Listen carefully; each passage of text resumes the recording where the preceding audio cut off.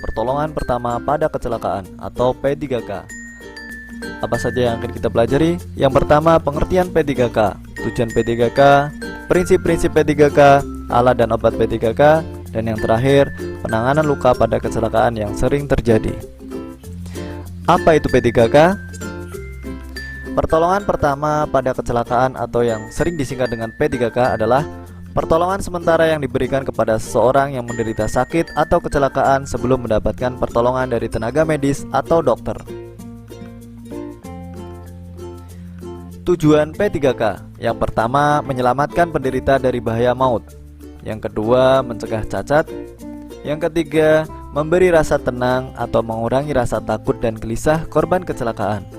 Yang keempat, mencegah infeksi atau peradangan. Dan yang kelima, mengantarkan penderita atau korban kecelakaan ke dokter, puskesmas, atau rumah sakit untuk pengobatan lebih lanjut. Prinsip sebelum menolong kecelakaan kita singkat dengan istilah patut, yang masing-masing hurufnya ada artinya. P.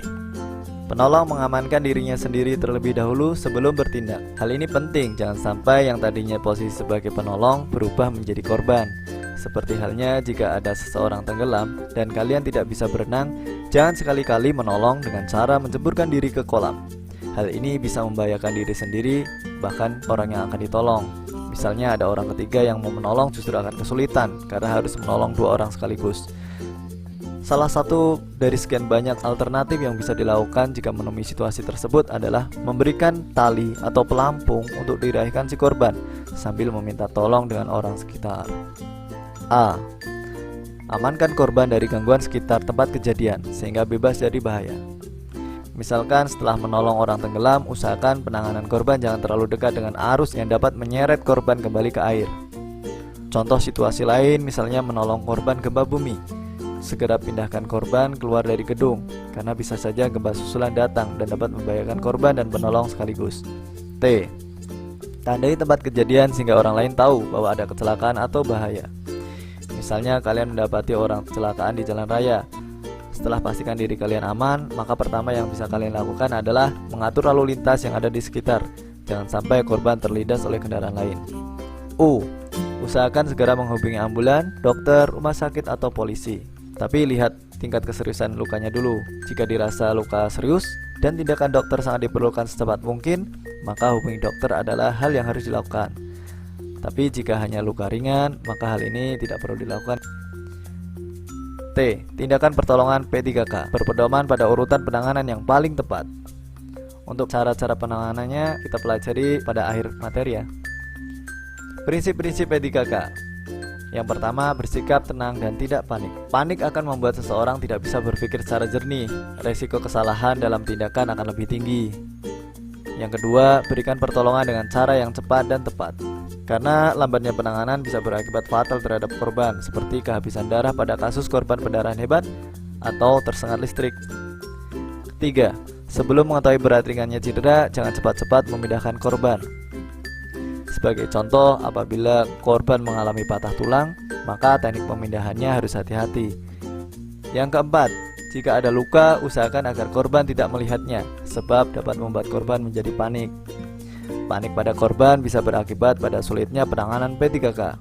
Mengingat kembali, tujuan P3K adalah salah satunya memberi rasa tenang atau mengurangi rasa takut pada korban. Yang kelima, setelah mendapat pertolongan pertama, segera dibawa ke dokter, rumah sakit, atau puskesmas untuk penanganan selanjutnya. Perlu diingat bahwa P3K adalah pertolongan sementara. Untuk penanganan yang lebih lanjut tetap dilakukan oleh dokter dan tenaga medis sebagai ahlinya. Alat P3K. Yang pertama, kasa steril. Sejenis kain tipis dan lembut digunakan untuk pembalut luka. Plester digunakan untuk merekatkan kasa penutup agar tidak lepas. Plester obat atau plester yang mengandung obat digunakan untuk menutup luka kecil yang telah dibersihkan. Misalkan teriris atau tersayat benda tajam. Kapas. Kapas digunakan untuk membersihkan luka atau mengoleskan obat. Gunting digunakan untuk memotong perban atau kasa, juga bisa digunakan untuk memotong kain atau material lain untuk perawatan. Senter. Senter digunakan untuk melihat luka tertentu agar lebih jelas, misalnya suatu benda yang masuk ke telinga atau benda kecil yang masuk di dalam luka. Obat P3K, obat pencuci luka seperti Rivanol, alkohol 70%, Burwater. Kegunaannya mempercepat penyembuhan pada luka yang ringan, seperti tersayat benda tajam dan menghindarkan luka dari kotoran agar tidak infeksi. Caranya, bersihkan luka dengan obat pencuci luka agar bersih dan steril, kemudian oleskan obat pada luka. Obat luka ringan, ada betadin, obat merah atau mercurochrome. Kegunaannya mempercepat penyembuhan pada luka yang ringan, seperti tersayat benda tajam, dan menghindarkan luka dari kotoran agar tidak infeksi. Cara penggunaannya, bersihkan luka dengan obat pencuci luka atau air terlebih dahulu, kemudian oleskan obat pada luka.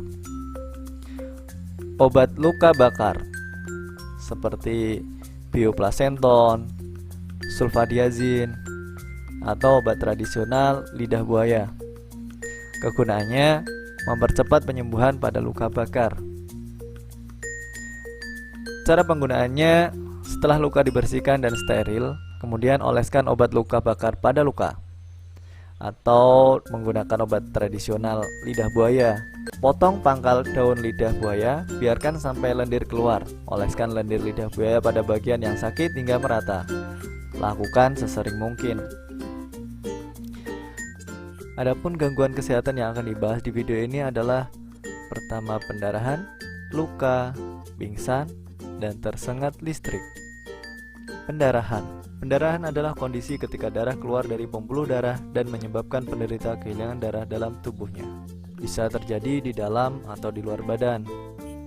Sedangkan pendarahan luar, supaya tidak terlalu banyak kehilangan darah dan infeksi, harus diambil tindakan yang cepat. Yang pertama, menekan dengan pembalut tekan. Di atas luka diletakkan kain kasa, kemudian dibalut dengan kain pembalut. Kain kasa akan menutupi dan menekan darah yang keluar.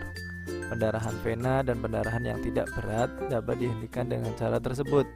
Kalau tidak ada kain kasa, dapat juga digunakan sapu tangan yang bersih. Jika terjadi pendarahan di tangan atau di kaki, tangan atau kaki harus diangkat ke atas. Yang kedua, menekan dari atas tempat tekanan. Kalau terjadi pendarahan arteri dan pendarahan lain yang tidak dapat dihentikan selama 5 menit dengan pembalut tekan, maka tekanan harus dilakukan pada tempat-tempat tertentu, yaitu tempat di mana arteri menyilang pada tulang. Tempat yang harus ditekan yaitu tempat antara luka dan jantung, tempat yang paling dekat dengan luka arteri menyilang tulang. Setelah pendarahan berhenti, lakukan penekanan dengan pembalut tekan. Kemudian yang terakhir, apabila cara yang kedua belum berhasil juga, maka kita gunakan cara yang ketiga, yaitu menahan pendarahan dengan torniket. Menahan pendarahan dengan torniket hanya dapat dilakukan dalam keadaan yang memaksa sekali, karena penggunaan torniket ada bahayanya. Jika penolong menggunakan torniket, ia harus segera memberitahukan kepada dokter bahwa ia menggunakan torniket. Yang kedua adalah luka. Luka adalah jaringan kulit yang terputus, robek, rusak oleh suatu sebab. Macam-macam luka ada 4: luka dangkal, luka dalam, luka bakar, dan luka memar. Luka dangkal seperti luka iris, luka lecet, dan lain sebagainya. Kemudian luka dalam ada luka tertusuk, luka tertembak, dan lain-lain.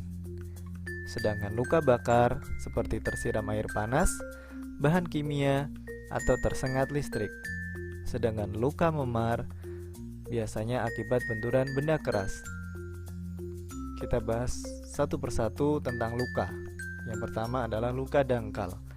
Luka ini seperti luka iris, luka lecet, dan lain-lain. Dasar-dasar pertolongan pada luka dangkal. Yang pertama, hentikan pendarahan. Tinggikan anggota badan yang terluka. Oles luka dengan obat merah atau betadin. Tutup dengan kasa steril, lalu di atasnya diletakkan kapas, lalu dibalut perban. Atau bisa juga setelah luka ditaburi obat, dapat juga langsung dibalut dengan pembalut cepat. Bila luka lebar dan dalam, segera bawa ke rumah sakit. Gunakan obat tradisional yang ada di sekeliling kita. Jenis luka yang kedua adalah luka dalam, seperti luka tusuk, luka tembak, dan lain-lain.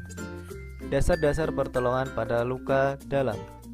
Yang pertama, bagian anggota badan yang berdarah ditinggikan. Kedua, tekan pembuluh darah nadi dengan pembalut penekan, seperti kasa steril atau kain bersih di dekat tempat pendarahan. Yang ketiga, bawa ke puskesmas atau rumah sakit.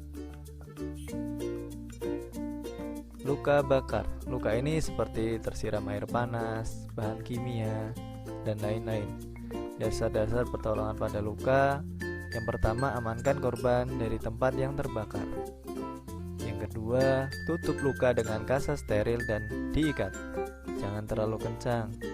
Beri obat pereda nyeri dan salep. Jika korban sadar, beri minum yang banyak. Luka bakar biasanya dibarengi dengan hilangnya cairan dalam tubuh korban. Makanya dalam P3K perlu tindakan memberi air minum agar tidak dehidrasi. Jika kedinginan, beri selimut. Bawa ke rumah sakit atau puskesmas untuk penanganan lebih lanjut. Luka yang ketiga adalah jenis luka memar. Biasanya terkena benturan benda keras. Dasar-dasar pertolongannya, yang pertama, bersihkan bagian luka, bisa dengan air atau obat pembersih luka.